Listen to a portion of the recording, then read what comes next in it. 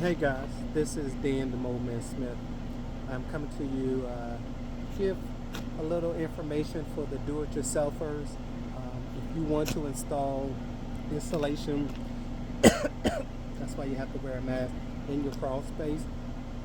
The first thing you want to do is make sure you have goggles, make sure you have a mask, because insulation fibers can get in your lungs and just cause you to cough. And you want to have plenty of lighting.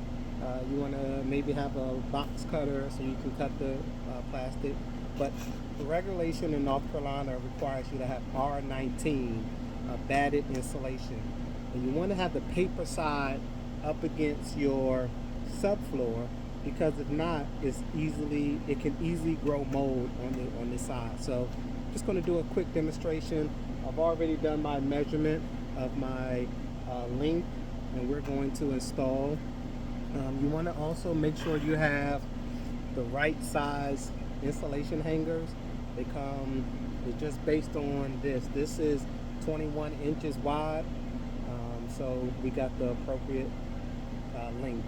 So here we go.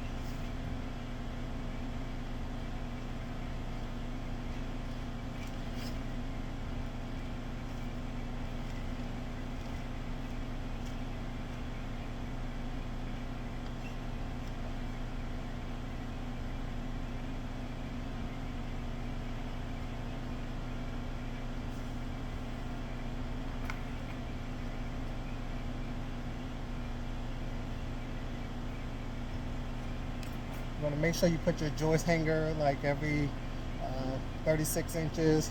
Just depends, but yeah, at least 36 inches.